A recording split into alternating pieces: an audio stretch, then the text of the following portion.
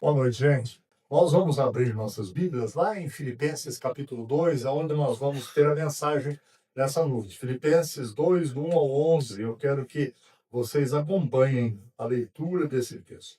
Diz assim: há alguma motivação por estar em Cristo? Há alguma consolação que vem do amor? Há alguma comunhão no Espírito? Há alguma compaixão e afeição? Então completem minha alegria concordando sinceramente uns com os outros, amando-se mutuamente e trabalhando juntos, com a mesma forma de pensar e um só propósito. Não sejam egoístas, nem tentem impressionar ninguém. Sejam humildes e considerem os outros mais importantes do que vocês. Não procurem apenas os próprios interesses, mas preocupem-se também com os interesses alheios. Tenham a mesma atitude demonstrada por Cristo Jesus. Embora sendo Deus, não considerou que ser igual a Deus fosse algo a que devesse se apegar. Em vez disso, esvaziou a si mesmo, assumiu a posição de escravo e nasceu como ser humano. Quando veio em forma humana, humilhou-se e foi obediente até a morte, morte de cruz. Por isso, Deus o elevou ao lugar da mais alta honra e lhe deu o nome que está acima de todos os nomes, para que ao nome de Jesus todo joelho se dobre, nos céus, na terra e debaixo da terra, e toda língua declare que Jesus Cristo é Senhor, para a glória de Deus o Pai. Amém. Vamos orar? Senhor, nós queremos te agradecer por essa noite. Nós estamos alegres na tua presença. Esta igreja está completando mais um ano de existência para a tua honra, para a tua glória. Nós te bendizemos, porque o Senhor tem escrito nossa história, juntos, como igreja, como povo do Senhor. Nós te bendizemos porque lemos a tua palavra agora para nela meditarmos. Meu Deus, só o Senhor sabia quem estaria aqui nessa noite. Portanto, fala conosco. Fale aos nossos corações. Te pedimos em nome de Jesus. Amém. Nessa mesma carta aos Filipenses, o apóstolo Paulo, no capítulo 4, diz assim: aprendi a adaptar-me a toda e qualquer circunstância. Sei o que é passar necessidade, sei o que é ter fartura. Aprendi o segredo de viver contente em toda e qualquer situação. Seja bem alimentado, seja com fome, tendo muito ou passando necessidade. Tudo posso naquele que me fortalece. Nós vivemos em uma época, gente, onde nós, todos, essa geração que vive hoje, busca satisfação, busca prazer. Muitos buscam um corpo perfeito, se não for perfeito, não serve. Outros buscam conquistas, riquezas. O ser humano é um ser insatisfeito. E fica à procura de muitas destas coisas, mas o que a gente observa é que o vazio só cresce. Nós tivemos na Austrália um atentado lá que matou várias pessoas. E eu estava assistindo uma reportagem e pensando o que move o coração de alguém de chegar num local de lazer, de passeio, ou estava tendo lá uma cerimônia religiosa, a comemoração judaica, e o que leva um ser humano a atirar no outro ser humano? Que motivação é essa? Eu creio que seja esse vazio, essa contestação com a situação que existe. Talvez você e eu estejamos aqui nessa noite e em algum momento da nossa vida, ou hoje, nós, por alguma causa, não nos achamos felizes. Talvez um pensa, se eu tivesse aquele emprego ia ser melhor. O outro pensa, se eu já tivesse aquele valor em dinheiro, aí sim, aí ia ser muito bom. Outro pensa assim, eu gostaria de ter o corpo perfeito, ou eu gostaria de estar com o corpo melhor agora no fim do ano. Vejam que todas estas possibilidades ou estes desejos em si só não são errados. Agora, quando por causa de uma dessas motivações a gente não se sente completo, se sente infeliz, aí é problema. E eu quero falar algo que está nesse texto nessa noite: segredos de uma vida cristã satisfatória. O apóstolo Paulo, aquele que aprendeu a viver em toda e qualquer circunstância, conforme suas palavras, aqui nos traz segredos para uma vida cristã satisfatória. E como hoje é aniversário da igreja, eu quero compartilhar isso com vocês. Vejam bem, o que é necessário para uma vida cristã satisfatória? A vida cristã satisfatória precisa possuir 4 características. Motivação por estar em Cristo, conforme o apóstolo Paulo. A vida cristã satisfatória e a vida do ser humano com satisfação não está em algo, não está em coisas. O vazio que o ser humano sente só se completa em Cristo Jesus. Todos precisam de Deus e da sua graça. Por isso que Paulo vai falar, existe alguma motivação, igreja, por estarem em Cristo? Mas também é necessário que exista consolação que vem do amor. Essa palavra consolação não é tão usada nos nossos dias, né?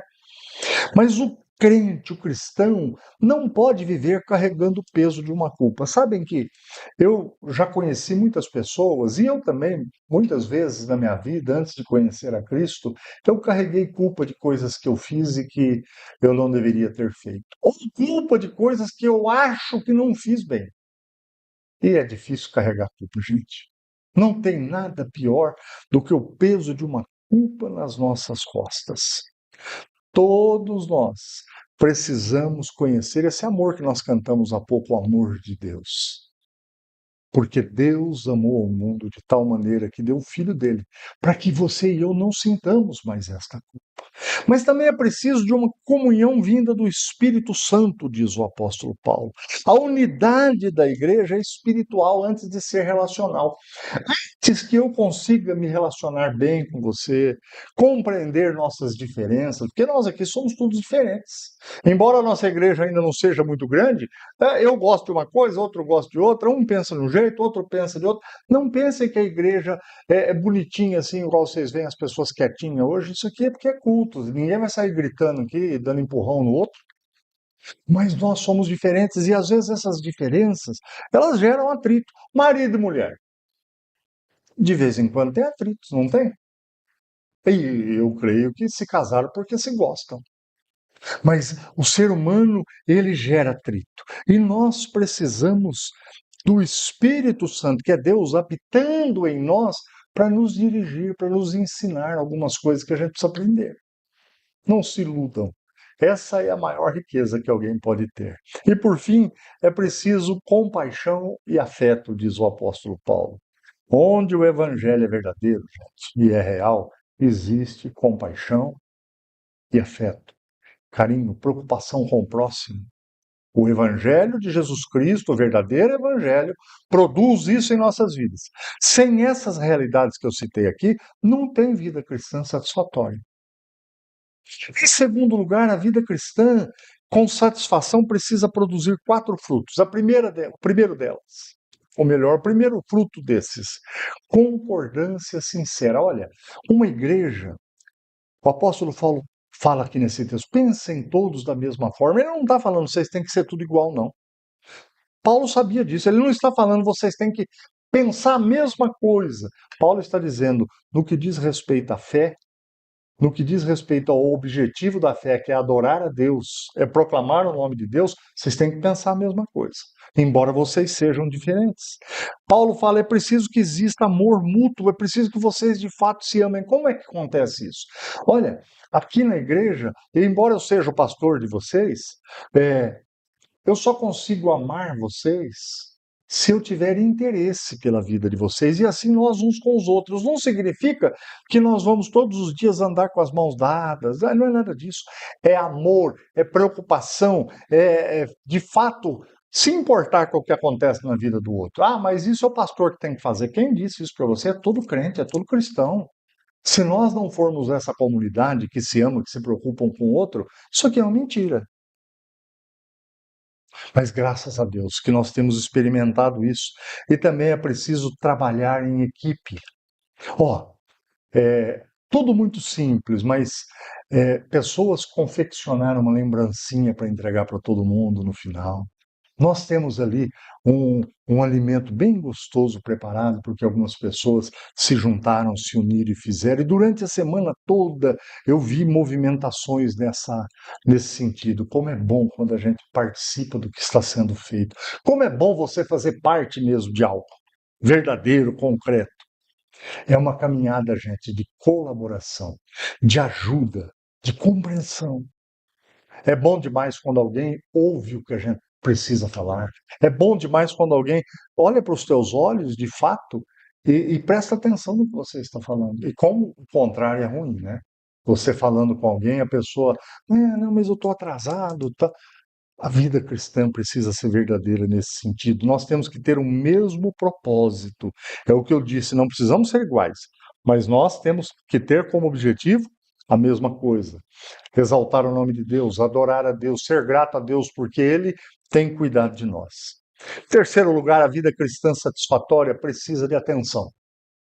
Paulo faz algumas observações aqui sobre os cuidados da vida cristã. Primeiro deles, não sejam egoístas, diz o apóstolo Paulo.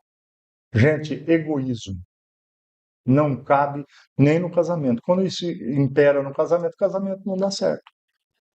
Egoísmo não dá certo nos relacionamentos das amizades. Eu não sei se você já teve amizade ou tem com alguém egoísta. Tudo é para ele, tudo dele é melhor. É horrível isso. Paulo diz que nós não devemos tentar impressionar ninguém. Ô, gente, que coisa difícil é tentar viver para impressionar as pessoas.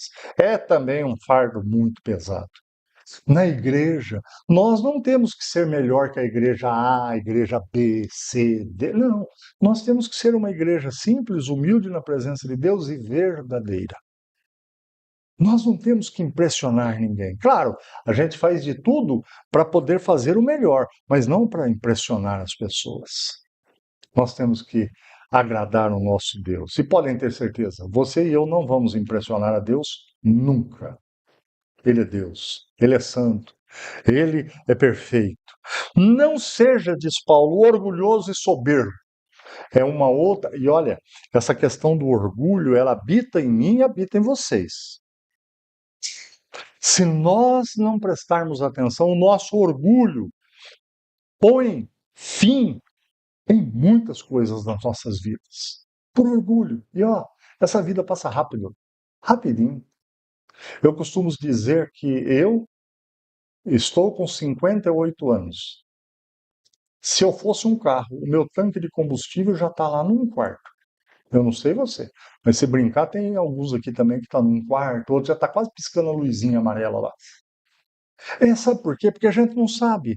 Tem gente que morre com 100 anos, mas tem gente que morre com 50, outros morrem com 30. Deus tem um plano para tudo isso. Não vale a pena orgulho na vida, gente. Nós temos que perdoar pessoas. Nós temos que ajudar pessoas. Nós temos que fazer o nosso melhor para viver bem aqui. Pode ter certeza, isso é o que vale a pena. Paulo diz: não despreze ninguém. O orgulho espiritual, ele impede o crescimento de qualquer igreja, impede o bom desenvolvimento da família da gente. E se até aqui nós temos errado, é hora da gente erguer a cabeça, olhar para o alto e falar: Senhor, me ajuda que eu quero mudar isso aqui. Eu não quero continuar desse jeito. E por fim, Paulo diz: não procure o seu próprio interesse. A coisa mais feia do mundo é termos amizade com alguém por interesse. Seja financeiro, seja o que for. Isso é feio, gente. Isso é baixo. Isso é desprezível para nós, seres humanos. Imagina diante de Deus. Não procure o seu próprio interesse. Viva sua fé de uma forma simples e verdadeira. Mas não, olha, triste da pessoa que pensa, não, agora eu vou na igreja, porque me disseram que naquela igreja o povo fica rico. Que isso, gente? Não, eu vou na igreja agora para poder fazer amizade com aquela pessoa. Gente do céu, trabalhe, estude, faça a sua parte, que Deus vai te abençoar. Uma vida cristã nunca será satisfatória enquanto o eu nosso for grande. Digo mais, nem o seu casamento, nem as tuas amizades prosperarão se o teu eu for grande demais, porque as pessoas percebem, o eu grande esbarra em todo mundo, machuca todo mundo. E por fim, em último lugar, a vida cristã satisfatória deve apontar para Jesus. Dos versículos 5 em diante. Tenham a mesma atitude demonstrada por Jesus Cristo. Jesus foi talvez a pessoa mais humilde que nós já vimos, a descrição até os dias de hoje. Embora ele não fosse simplório, a pessoa mais capaz que eu já li algo acerca foi Jesus Cristo. Inteligência, argumentação, posicionamento. Quando precisou se posicionar seriamente contra autoridades religiosas muito importantes da sua época, Jesus o fez. Ele nunca buscou o seu próprio interesse ou coisa assim. Paulo apresenta Cristo como o modelo supremo da vida cristã. Tanto que o próprio apóstolo Paulo ele vai falar assim, ó, sejam meus imitadores. Se ele parasse aí, tinha ficado ruim para o apóstolo Paulo. Mas ele diz, sejam meus imitadores, assim como eu sou de Cristo. Gente, se você e eu temos que imitar alguém, não é nem o Gustavo Lima, e nem nenhum cantor, nem nenhum artista. A gente tem que imitar Jesus Cristo. Ele é o modelo nosso para a relação familiar. Ele é o modelo nosso para negociarmos. Jesus é o modelo nosso para nos ajudar a enxergar alternativas em nós que às vezes a gente enfrenta na vida. Às vezes tem cada nó na vida da gente, não tem? Você dorme bem, acorda com uma notícia. Meu Deus do céu. E Paulo aqui destaca três atitudes muito claras no texto. Seja imitador de Jesus. Ou seja, nós devemos todos os dias, em momentos de tomarmos decisões ou reagirmos às situações, perguntarmos para nós: o que Jesus faria aqui? Eu tenho certeza que nós seríamos mais educados, mais sensíveis à dor dos outros, à vida que os outros estão enfrentando. Sabe por quê, gente? Nós, seres humanos, às vezes somos muito prontos a tecer juízo, não é assim? A gente fala, olha, o que aquela pessoa fez está errado, até aí não tem problema. Mas aí você começa a falar da atitude daquela pessoa. Você já se colocou no lugar dela? Ah, mas isso não teve nem pai, ué. Cadê o pai desse menino? Gente. Baixe um pouco suas expectativas. Nós somos humanos e passíveis de muitas situações difíceis. A vida cristã não é subir, gente, é descer. Jesus ele ensinou os seus discípulos exatamente assim. Numa ocasião, os discípulos estavam discutindo entre si quem era o maior deles, quem era o melhor. A gente faz isso. Gente, ser humano faz esse negócio. Se não fala, pensa. E Jesus falou: sabe o que vocês têm que aprender? Que no reino de Deus é tudo diferente. O maior de vocês tem que ser o menor. O maior é aquele que serve os outros, é aqueles que se preocupam com o próximo. Ó, o que tiver na tua mão para fazer, para ajudar outra pessoa, ou para ajudar alguém muito próximo a você, faça. Sirva. Porque esse é o padrão do reino de Deus. E do ser humano é o contrário. O ser humano um quer às vezes ser melhor que o outro. Segundo aspecto aqui, a segunda atitude, busque obedecer a Deus. Como, pastor? Leia a Bíblia. Leia você a Bíblia. Eu não estou falando para ninguém aqui precisar vir a um culto para ouvir o pastor falar. Isso eu acho que é bom. Isso ajuda a gente, mas leia você a Bíblia. Nós estamos no finalzinho de um ano, vai começar um novo ano, 2026 está aí. É coisa boa. Faça propósito na tua vida de ler a Bíblia. Pastor, eu não tenho. Se você me pedir, eu te dou de presente. Mas se você quiser comprar, eu também acho bom. Mas tenha uma Bíblia. Hoje em dia todo mundo tem acesso no celular. Tem mais de 10 versões bíblicas no celular gratuitamente.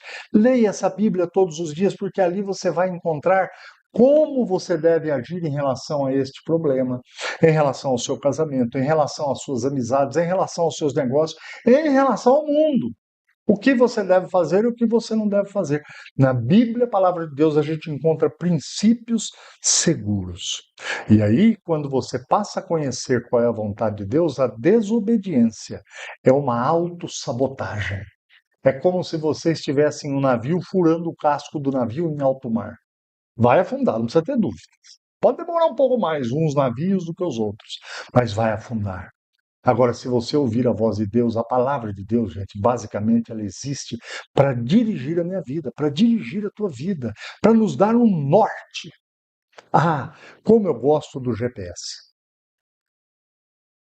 Certamente quase todo mundo aqui usa um GPS quando vai viajar, né? Ou às vezes até na cidade que a gente mora, um endereço que você não conhece. Como é diferente do tempo que eu tinha que usar um guia, 4 rodas, que você ia desdobrando, desdobrando, desdobrando. Aquilo virava um mapa no capô do carro, batia vento. Meu Deus, eu tinha uma dificuldade com aquilo. Hoje eu ponho o GPS lá no meu carro, vai bonitinho, azulzinho, assim, ó, mostrando pra gente onde ir. A Bíblia é isso na tua vida, na minha vida. E por fim, a terceira atitude é proclamar o Evangelho da Graça. Todos aqui da Igreja Presbiteriana da Graça sabem disso. A gente vive para proclamar o Evangelho da Graça. Como? A gente faz grandes campanhas, tal. Não é essa a nossa ideia. A nossa ideia é no dia a dia, no evangelismo relacional. O que é? Quem é você e eu durante a segunda, terça, quarta, durante a semana toda, até virmos à igreja no domingo, é que é evangelismo verdadeiro. Quem conhece a gente aqui, fora daqui, é que vai observar em nós algumas diferenças, alguns padrões que a pessoa vai olhar e falar, puxa vida, essa pessoa aí ela está tendo uma vida diferenciada aí. Eu gostaria disso, está me faltando isso. Evangelho relacional todos os dias. Porque se for somente quando a gente está aqui na igreja, gente, eu sinto dizer para vocês, nós somos um grupo ineficiente para proclamar o Evangelho da Graça de Jesus. Nesse texto bíblico, nós temos uma orientação clara dos segredos de uma vida cristã que nos dê satisfação. Todos os dias. Portanto, um modo de vida que nos conduz à alegria e paz enquanto lutamos nossas batalhas e vivemos. Eu sei, eu tenho algumas batalhas na minha vida. Tenho. Eu penso nessas batalhas todos os dias antes de dormir. Eu sei que vocês também têm. Lutas. E você também pensa nelas. E eu quero encerrar orando por essas lutas, orando por essas batalhas que a gente possui. O nosso Deus, a Bíblia diz que Ele está em todos os lugares porque Ele é onipresente. Ele vê todas as coisas que acontecem, conhece-nos profundamente. Ele também tem poder para mudar toda a situação. E olha, algumas coisas nas nossas vidas, elas só serão consertadas, ajustadas com a gerência de Deus nelas. Eu já vi muita situação complicada ser revertida, mas com o poder de Deus. Existem coisas que só Deus pode alterar. E é por isso que eu quero orar na vida de quem sentir esse desejo hoje. Se você tem alguma coisa na tua vida assim, meu Deus, eu preciso que o Senhor coloque a mão nisso e mude essa história.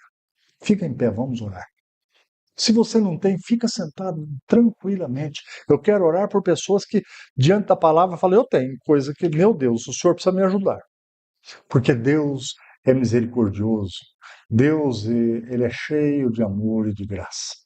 Enquanto eu estiver orando, no teu coração fala, meu Deus, o meu problema é esse. Bota nome no teu problema na presença de Deus. Você não precisa falar na presença de ninguém, mas na presença de Deus a gente tem que aprender a falar.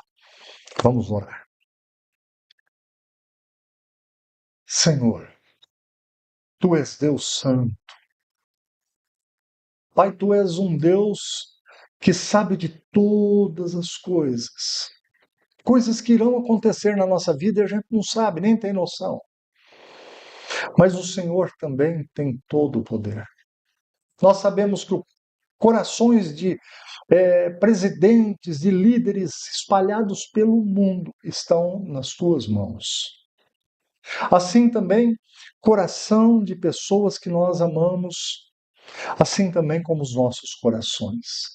Nesta hora, meu Deus, nós queremos clamar pela aflição, pelo desejo da solução que vem do Senhor, vem do alto, sobre a vida destas pessoas que agora se colocaram em pé aqui na Tua presença, depois de ouvir a Tua palavra. Ó Pai, nós somos tão carentes sobre algumas coisas. Nós temos tantas impossibilidades nas nossas vidas. Algumas coisas que precisam ser mudadas em nossas próprias vidas e a gente não consegue. Abençoa. Só como o Senhor sabe abençoar. Porque o Senhor sabe aquilo que será bom para a nossa vida, para a vida das pessoas que nós amamos, para situações que aparentemente, humanamente, não têm solução. Derrama a tua bênção, para que o teu nome seja engrandecido, para que essas pessoas que estão ouvindo a tua palavra possam crer, possam entender que o nosso Senhor, Jesus Cristo, é o caminho, é a verdade e é a vida, e é uma vida satisfatória. Abençoa a tua igreja. Te pedimos, em nome de Jesus. Amém.